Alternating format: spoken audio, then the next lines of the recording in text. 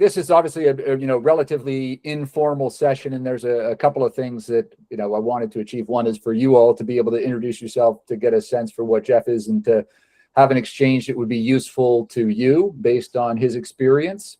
And then another part, Jeff is leading some interesting initiatives, and there might be some mutually useful opportunities for you to participate in a way that helps your careers. My name is David Lucas. I am pursuing a degree in systems analysis and development. I'm 26 years old. I live in São Paulo State. I am one of the ambassadors. I usually study by myself since I was a kid. So my journey with the English language started by learning the language while playing video games. I'm Erica. I'm 26 years old. I live in Dourados, Mato Grosso do Sul. I graduated in biology. I also have a specialization in teaching science and biology and a master's degree in entomology. And currently I'm doing digital marketing at Uninter. My dad used to play a lot of rock music, and I started to learn English listening to rock music and reading the lyrics and seeing movies with subtitles. My name is Amanda. I'm studying economics. I learned English since I was a kid. So my father gave me some books and music to listen to. So I fell in love with the language. Well, my mother was really interested in me learning English. So I was in classes since I was like 9 years old. I'm gonna be totally honest with you. I got like really into learning English because I was in love with One Direction. When I got into college, I understand that it was the best thing that I could do because it opened so many doors. Right now I'm studying law. I'm from Peru. Hi guys, I'm studying at Uninter. I am a lawyer. I'm currently working at São Félix do Xingu in the Amazon forest, state of Pará. I am also working at the farm and study environment issues. Jeff has a lot of experience, 20 plus years of experience, kind of at the intersection of teaching and content development and business management and growth. But it's one thing to speak English, it's another thing to run large-scale language programs. Jeff has served as a director of 2 language schools. He's been with Uninter for a long period of time, so there's been tremendous growth, and he's helped to make that happen. So he's managed 1,000+ students and has led corporate programs at big companies as well. Thank you very much for this opportunity. I don't know if you know, but you're very famous around Uninter, because we know that Jason does a great job with you, and he always says very good things about you. He's always very excited about meeting you and being with you. So I was also very excited with this opportunity to come here and talk to you and have contact with you. I've been teaching at Uninter for more than 20 years. Just so that you have a clear idea of who I am.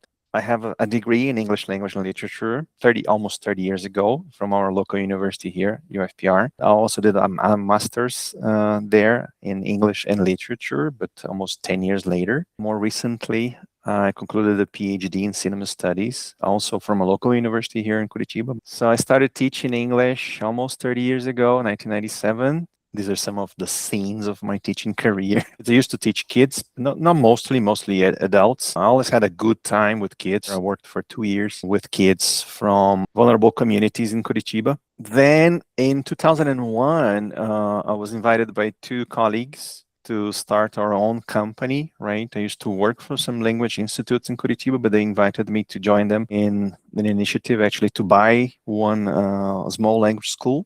And so we did. And we stayed together for 14 years.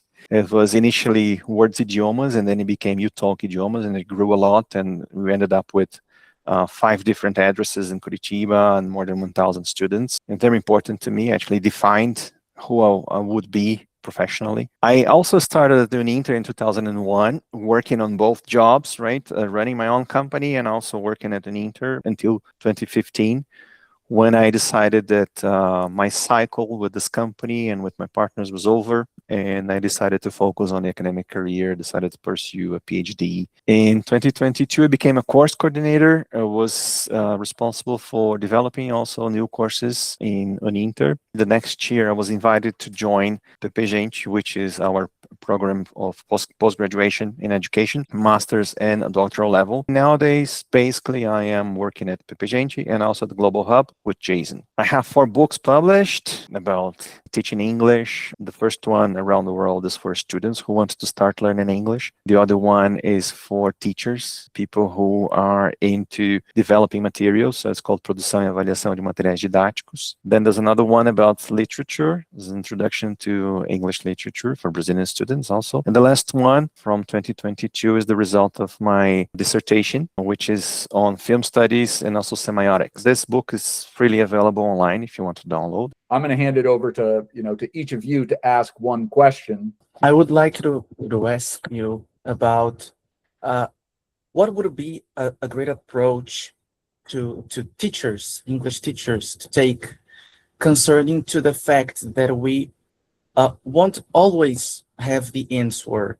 I believe there will always be an idiom, a grammar rule that we don't know, or something specifically about the culture of a specific region, because it's something that I quite struggle sometimes.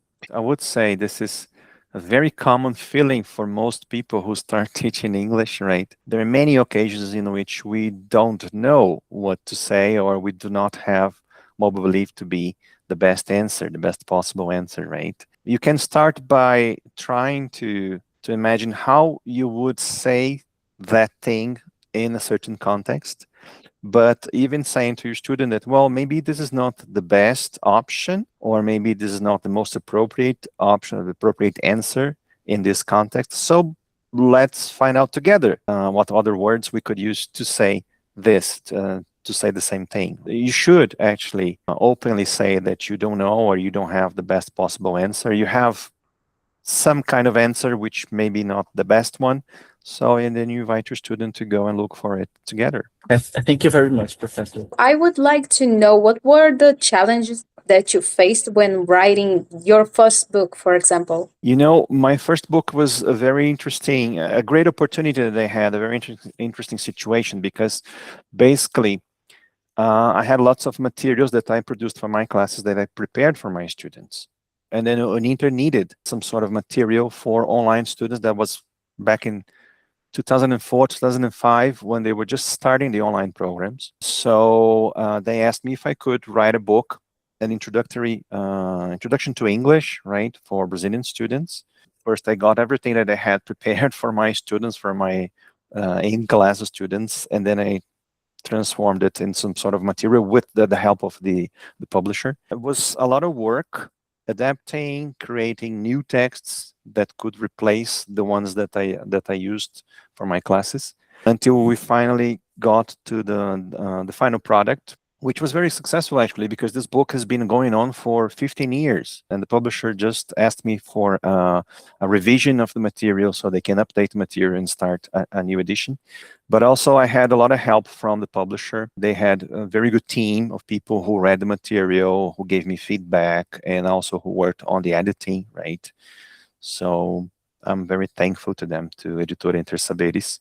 We can create very linear, compelling stories about how our trajectory was upward and clean, but a lot of times it's not that way. How do you navigate pivots, or when you decided to leave the language schools and running those to being a professor, how was that? And what? How do you deal with those professional tensions? That was the big decision that I made in my professional career, to leave the schools behind and focus on the academic field.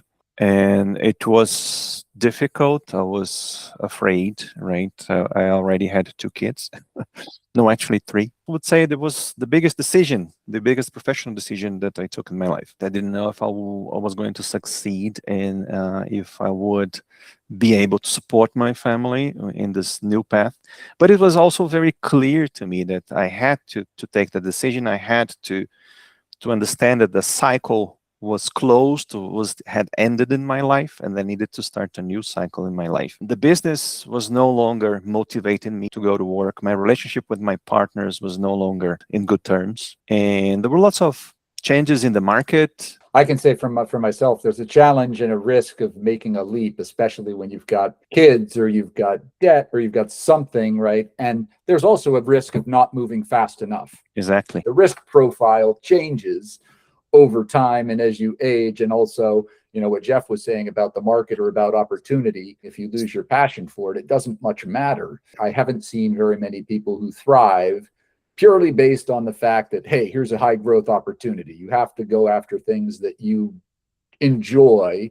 And that doesn't mean always enjoy, but overall, you're motivated enough to keep going. I saw that you did a PhD in Semana. It was a PhD with a relationship with English, or it was PhD totally different for what it was doing at the time? It was not related to languages, and it was also an important decision in my life, and also a difficult one, because the most natural thing would be for me to follow in the same area. It would be easier for me to go to the same university where I had gotten my master's. I wanted to learn something which was new to me, which would open up a new world of theoretical studies and also, knowledge in general. And it was also one that I am thankful for actually having done, because it was great. Really, it was really great. I was very motivated to study this PhD. I had a wonderful supervisor who is really a great intellectual. He's from Uruguay. Nowadays, he's back in the Universidade Nacional de Uruguay. And at that time, I was at Uninter, was working mostly for journalism and publicity. So there was a big connection between the PhD I was taking and the subjects I was teaching. If I hadn't started this PhD program in communication studies, actually cinema as part of the communication studies area, probably I wouldn't have had the same opportunities of teaching in journalism and publicity. It paid off. After you did the PhD, what was the difference in your practice as a teacher at Uninter? I had this opportunity to teach the communication courses, right, in journalism, publicity. I also developed some material for these courses based on the things that I learned in my PhD. And then more recently, I started working for the program, the post-graduation program and education. Actually, is a multidisciplinary program, so there are people from different areas, right? So I think I am the only one from the communication area, from the one person who has a PhD in communication studies, and it's useful for what I do today. So today, for instance, I teach a subject in the post-graduation course, which is called Language, Semiotics, and Meaning. I can say, knowing Jeff, his ability, right, to communicate well, his ability to manage things and run programs online and do distance education. Well, there's a huge communications component to that. And then there's also a big credential, right? Having a doctorate is not easy to attain.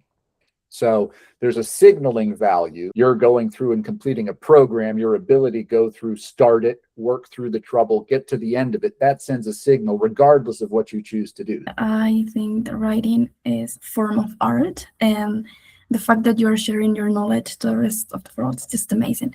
My question is about your last book. I wanted to know if it's related to your career about, languages, or is it more related to your PhD, cinema? Because I think it's a film. It's the result of my PhD dissertation. And the title of the book is Esse Filme de Verdade, Is This Film Really True? Something like that. It's a sentence that my 10-year-old kid said to me when we were sitting on a couch watching a film. It was a documentary film. He was just a 10-year-old kid. And then he turned to me and asked, so is esse filme de verdade, pai? I kept that sentence in my mind, and actually it was a metaphor for the research I did. Because the research I did, which was in semiotics and cinema studies, is about the concept of verisimilitude, which is a Greek word, which means the appearance of truth.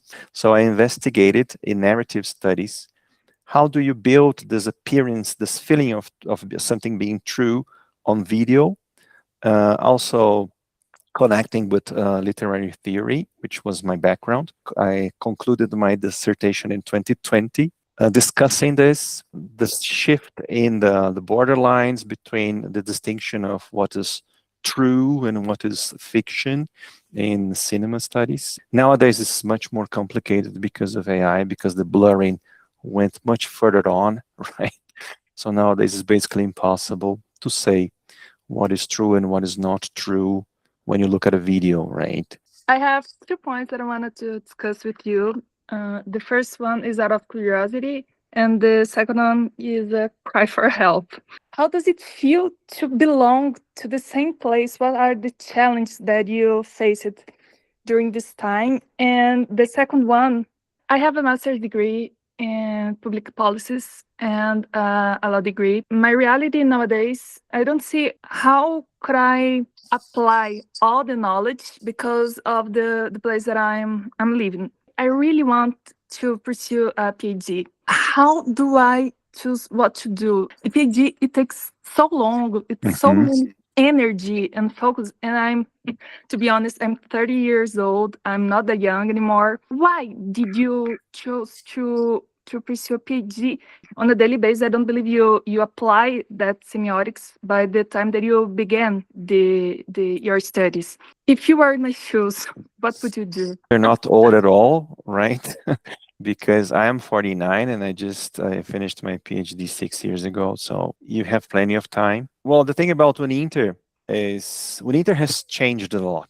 It was something completely different back in 2001 when I started. At that moment, it was important for me because I was very young yet, but I was already living alone. I needed to pay my bills, and I was started this business with my colleagues.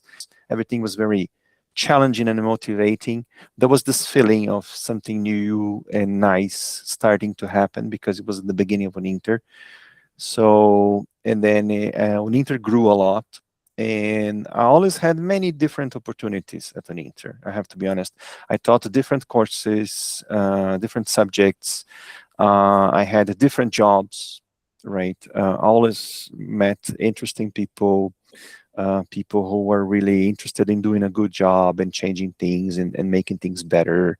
It's kind of an environment that brings you upward. So it's a very nice place to work. And about the other question that you asked, I had the same feeling that you have. I wanted to learn. I wanted to keep studying. I wanted to pursue a PhD.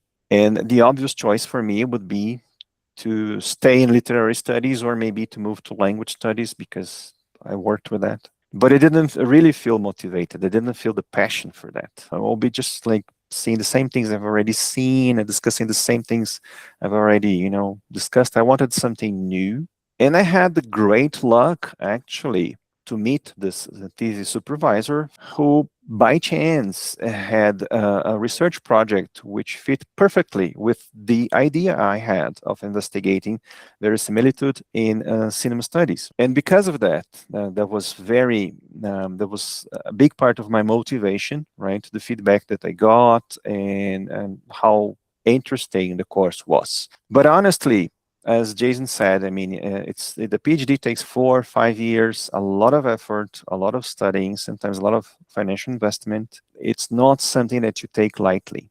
You need to be really passionate about it. So you need to find a place, a program, a topic that you really want to investigate that really motivates you. Otherwise, it's going to be very difficult. I've been studying English for, I think, 5 years. English is my second language, and every time I talk, I have to think before I do it. Does it ever end in terms of translating everything in your head? Well, I don't believe you're translating everything in your head, Yesley. I really don't believe it. You speak so fluently, you're definitely not translating everything in your head. Our native language is always the first one to come to our minds. And it doesn't matter, really.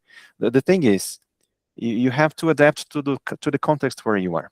It doesn't matter if at some point you need to think about a word or at some point you actually translate something. It's just natural.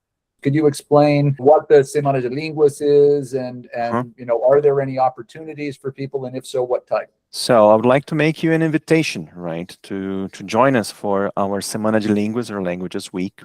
So back in 2023, when I was coordinating the course of Letras Inglés here at Uninter, we did a Languages Week, a week of workshops open for our students, for our community of students at Uninter. Most of them were prepared by students that offered some training or lectures, so to speak, on different language and cultural topics. We're running a second edition of this event in September this year. Basically, the idea is to promote linguistic and cultural awareness, exchange in relation to foreign languages and cultures among our students. So it is an opportunity for global ambassadors in the sense that you're being invited to offer workshops based on your knowledge and experiences. We are inviting you to be workshop instructors for this Languages Week. In our first edition, we had over 400 students who participated, and there were 10 workshops. Some of them were in English, some of them were in Spanish, some of them were in Brazilian Sign Language, and we had one in Esperanto. So this event is going to happen in September from the 21st to 25th, usually in the evening, right? So we're going to schedule the workshops at 7 p.m. so students can register for them. There's a limit. Usually we try to limit to 50 students maximum at each workshop. It's free. It's run through our platform. Every workshop should have about 1 hour. We're looking forward to having at least 6, but maybe up to 10 workshops would be fine. We could have 2 every evening. If you decide to be a workshop instructor, you will receive feedback from the participants, also feedback from me when you are preparing your workshop. Okay, I'll be there to assist you. But once the workshop is over, we ask students and we ask the participants to answer a survey to give you feedback on the workshop, right? What they liked, what they didn't like, if there are any suggestions in which you could do it better next time. And you also have a certificate issued by Uninter that you actually delivered a workshop, which is a nice thing to put in your CV. I think it really stands out. If you're interested in joining us in this event, in actually offering a workshop, you should write a proposal and send it to me until June the 15th. So that you have an idea of what a workshop is. So this is the form I created for proposals. So you should think of a title and let us know who the instructor will be. It could be only one person or more than one. It could be 2 people, 3 people. You should provide a short description up to 100 words of what you intend to do in that workshop. Briefly describe your routine, right?